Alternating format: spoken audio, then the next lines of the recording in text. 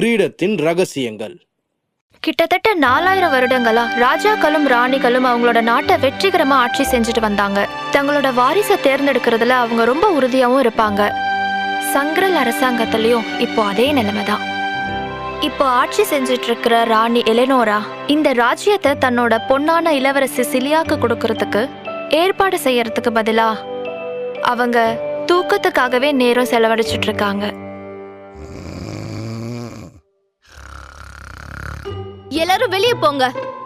ராணி மறுபடியும் தூங்குற நேரம். புரிஞ்சுதா? இவங்க பண்ற ஒரே வேலை தூங்குறது மட்டும்தான். இப்படி இவங்க கொரட்டை விட்டு தூங்கிட்டு இருந்தாங்கன்னா எப்படி இந்த ராஜ்யத்தை காப்பாத்த போறாங்கன்னு தெரியல.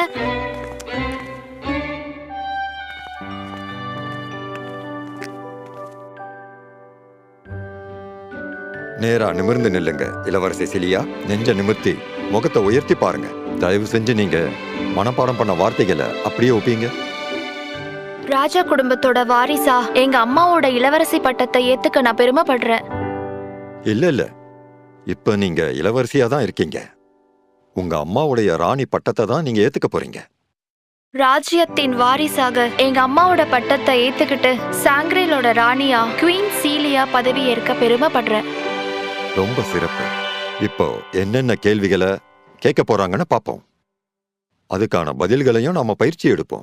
முதல் கேள்வி, ராணியா பதவியேற்ற உடனே நீங்க செய்யக்கூடிய முதல் விஷயம் என்ன?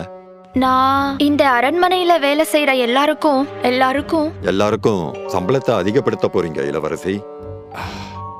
மறுபடியும் முதல்ல இருந்தா? பதவி ஏத்த முத நாளே சம்பளத்தை ஏத்த போறியா? இது உண்மையாவே எல்லாருக்கும் ஒரு சிறப்பான அறிவிப்பா இருக்கும் இளவரசி. இளவரசர் லியோபோல்ட். சிலியா, நீ முன்ன விட உயரமா வளர்ந்துட்ட. கடைசியா நான் பார்க்கும்போது நீ ரொம்ப சின்ன பொண்ணா இருந்த. அப்ப உன்னோட தந்தை அரசர் ஜூலியனும் உன் கூட இருந்தாரு. ஆமா, 7 வருஷம் நீங்க காணாம போனா மாற்றங்கள் இவ்வளவு வேகமா தான் இருக்கும். நான் ஒன்னும் ஆசைப்பட்டு போலையே. சரி, அப்படின்னா நான் இங்கிருந்து உத்தரவு வாங்கிக்கிறேன். உங்களுக்கு ஏதாவது தேவைன்னா என்ன தாராளமா நீங்க கூப்பிடலாம்.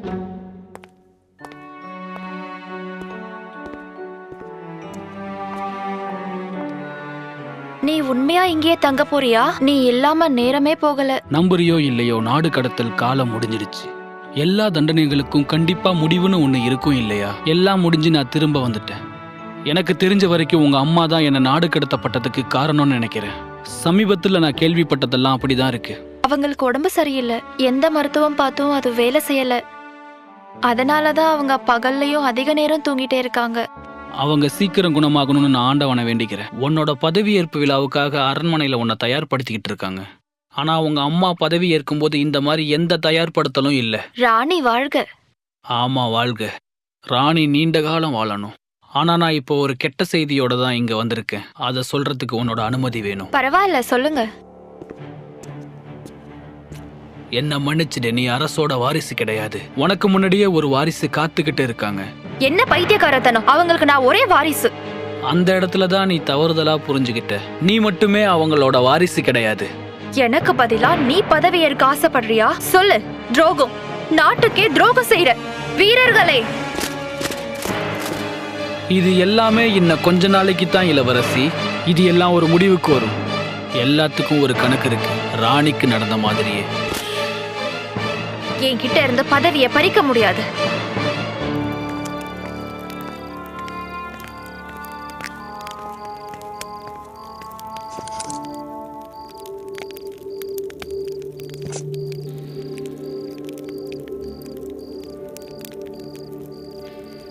அடைச்ச காலம் இவ்வளவு மாறிடுச்சு. இன்னும் இருட்டுல பார்க்க நம்ம தீப்பந்தத்தை தான் பயன்படுத்திட்டு இருக்கோம். அதுக்கப்புறம் கோப்புகள் எல்லாம் கையில தான் சிரிப்பாக்க வேண்டியதா இருக்கு. எப்பதான் நம்ம காலத்துக்கு ஏத்த மாதிரி மாற போறோமோ? பதவியேற்புக்கான கோப்புகள் எங்க இருக்கு? இங்க இருக்கு பார். அட கடவுளே, இதுவரை தனியா எனக்கு வேலை வைக்குதே. ராஜ ரகசியமா? நான் படிக்கிறது யாருக்கு தெரிய போகுது?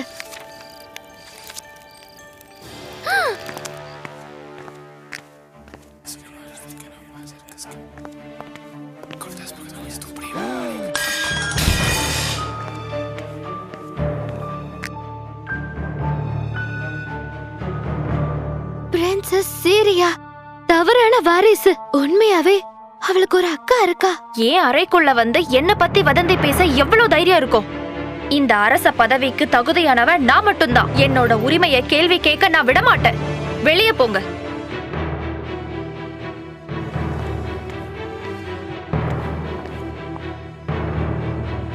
என்ன உள்ள விடு. நான் உடனே எங்க அம்மா கிட்ட பேசணும். அவங்க தூங்கிட்டு இருக்காங்க இளவரசி.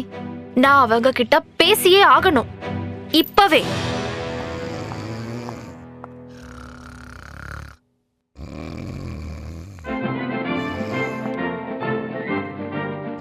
அம்மா, அரசியாரே, எழுந்துறீங்க.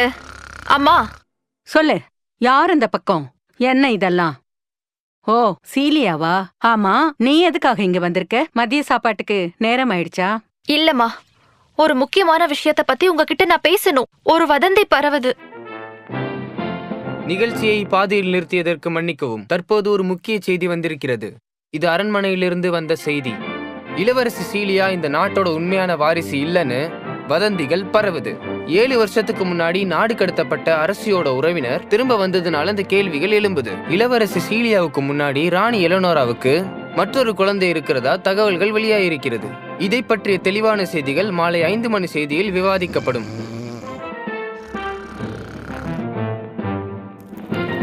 அம்மா சொல்லலன்னா என்ன? உண்மையை நானே கண்டுபிடிக்கிறேன். நான் தான் இந்த நாட்டோட ராணி. வேற யாரும் இருக்க மாட்டாங்க. ஒருவேளை இருப்பாங்களோ?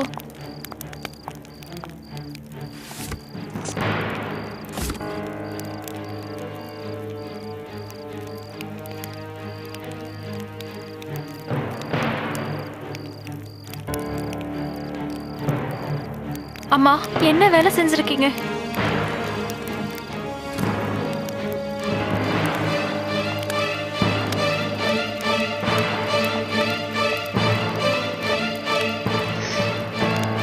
அவங்க என்ன பார்த்தோன்னு இது வரையிலையே. ஆனா பார்க்க என்ன மாதிரியே இருக்கு.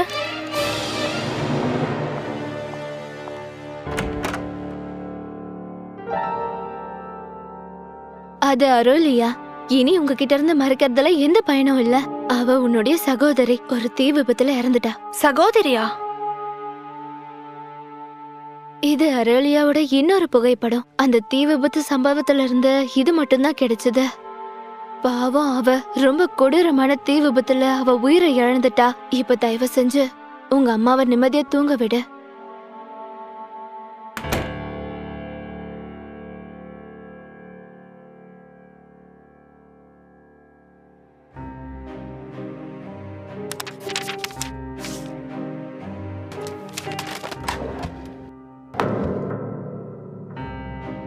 வரைபடத்துல இருந்தது கண்டிப்பா என் சகோதரி இல்ல.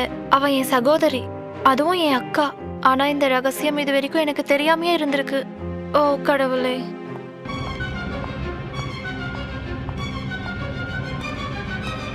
என்ன திடீர்னு நடுராத்திரி பார்க்க வந்திருக்க? இது யாருன்னு எனக்கு இப்பவே சொல்லு.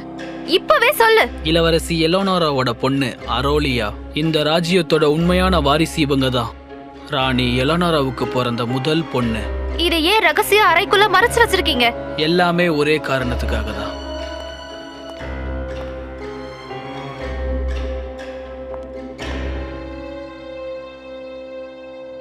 இது உண்மை இல்ல. நீ பதவி ஏற்கணும்ன்றதுக்காக இதெல்லாம் பண்ணிட்டு இருக்க. என்ன எதுக்காக நாடு கடத்தினாங்கன்னு நீ நினைக்கிற? உங்க அம்மா அப்பா பேச்ச நான் கேட்காம விட்டதாலயா? இல்ல, அவங்க ரகசியம் தெரிஞ்ச ஒரே காரணத்தினாலதான். நான் உன்னை நம்ப மாட்டேன். அப்போ மக்களும் உன்னை நம்ப போறதே இல்ல. எங்களுக்கு உண்மை தெரிஞ்சாகணும். எங்களுக்கு உண்மை தெரிஞ்சாகணும். எங்களுக்கு உண்மை தெரிஞ்சாகணும். எங்களுக்கு உண்மை தெரிஞ்சாகணும். உனக்கு எவ்வளவு தைரியம் இருக்கும்? நான் இந்த நாட்டோட வருங்கால ராணி. எங்க அம்மாக்கு கொடுக்கற எல்லா மரியாதையும் கண்டிப்பா எனக்கும் கொடுத்தே ஆகணும்.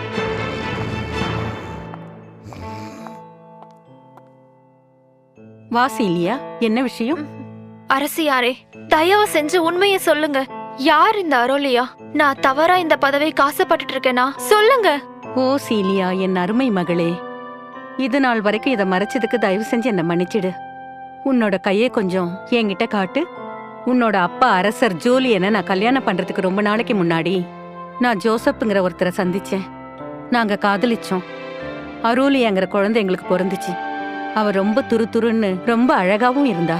ஆனா நாங்க திருமணம் செஞ்சுக்கிட்டத அரண்மனையில இருந்த யாருமே ஒத்துக்கல. நாங்க திருமணம் செஞ்சுக்கிட்டது மட்டும் இல்லாம எங்களுக்கு குழந்தை இருந்ததையும் மறைச்சிட்டோம். நிழல்லே வாழ்ந்துட்டு இருந்த அவளோட வாழ்க்கை ஒரு முடிவுக்கு வந்தது. அவளால இந்த உலகத்துக்கிட்ட இருந்து ரொம்ப நாள் மறைஞ்சு வாழ முடியல. ஜோசப் கிட்ட இருந்து அனுமதி வாங்கிட்டு உங்க அப்பாவை நான் திருமணம் செஞ்சுக்கிட்டேன். அவரும் ஆரோலியாவை ரகசியமா வளர்க்க ஆசைப்பட்டாரு. ஆனா அவளுக்கு அது போதுமான நிம்மதியை கொடுக்கல. பல வருடங்கள் கடந்த பிறகு மாலை நேரத்துல தீ பிடிச்சது. அரோலியாவை இங்கிருந்து வெளியே அனுப்ப அதுதான் சரியான நேரம்னு அரசர் முடிவெடுத்தாரு. ஏதோ ஒரு தூரத்துல பாதுகாப்பா அவ சாதாரண வாழ்க்கை வாழ ஆசைப்பட்டாரு.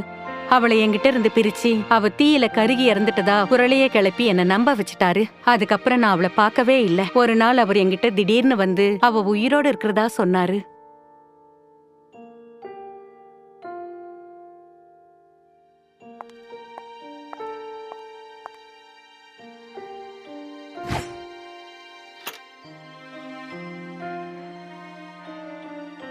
அரேலியா கிட்ட இருந்து வந்த கடிதம் 3 மாசத்துக்கு முன்னாடி தான் எழுதியிருக்கா. இளவரசி சீலியா, ரொம்ப நேரமா உங்களை தான் தேடிக்கிட்டு இருக்கேன். நான் பத்திரிகையாளரெல்லாம் கூப்பிட்டு இருக்கேன். நீங்க அவங்க முன்னாடி இப்ப பேசி ஆகணும். நான் இன்னும் தயாராகல. எனக்கு வேற ஒரு முக்கியமான வேலை இருக்கு. ஒரு சரியான முடிவை நான் எடுக்கணும்.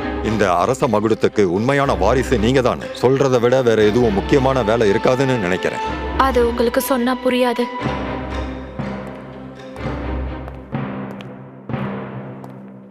இளவரசி சீலியா, நீங்க தான் உண்மையான அரசியான எல்லாரும் தெரிஞ்சுக்க விரும்புறாங்க. இல்ல உங்களுக்கு முன்னாடி வேற யாராவது இருக்காங்களா? உண்மையை சொல்லுங்க. உண்மை என்னன்னா, நான் உண்மையான வாரிசு இல்ல. அவ்வளவுதான், எல்லாம் முடிஞ்சிருச்சு. நான் இப்ப இங்க ஒரு அறிவிப்போட வந்திருக்கேன். அரசியா பதவி ஏற்றுக்க இந்த பெண் உண்மையான முதல் வாரிசு கிடையாது. இவ ஒரு போலியான இளவரசி. ஏற்கனவே இவங்க அதை சொல்லிட்டாங்க. இந்த அரச வம்சத்தை சேர்ந்தவங்க எப்பவுமே இப்படிதான். என்னை இவங்க எதையுமே செய்ய விட மாட்டாங்க போல. நான் உங்ககிட்ட சொன்ன மாதிரியே பதவி ஏற்க நான் முதல் வாரிசு இல்ல. எனக்கு முன்னாடி ஒருத்தவங்க இருக்காங்க. அவங்க பேரு தெரியாததுனால உண்மைய சொல்றதுக்கு எனக்கு ரொம்ப வருத்தமா இருக்கு. சில மாதங்களுக்கு முன்னாடி வரைக்கும் இதை எல்லாத்தையும் பண்ண முடியுமான்னு சந்தேகமா இருந்தது. பிறப்பால நான் சரியான வாரிசு இல்லாம இருக்கலாம். ஆனா அதுக்கான வாழ்க்கையை நான் வாழ்ந்துட்டேன். ஒருவேளை என்னால ராணியாக முடியும்னா எந்த ஒளிவும் மறைவும் இல்லாம நேர்மையா என்னால ஆட்சி செய்ய முடியும். பதவிக்கான அடுத்த வாரிசா இல்லாம இருக்கலாம். ஆனா இந்த பதவிக்கு தகுதியானவனா எங்க அம்மாவோட பாதையில பயணிச்சு இந்த நாட்டை அடுத்த நிலைக்கு கொண்டு போக எல்லா முயற்சியும் நான் செய்வேன். நிச்சயமா நான் தான் இந்த நாட்டோட ராணி. என்னை யாராலையும் தடுத்து நிறுத்தவே முடியாது.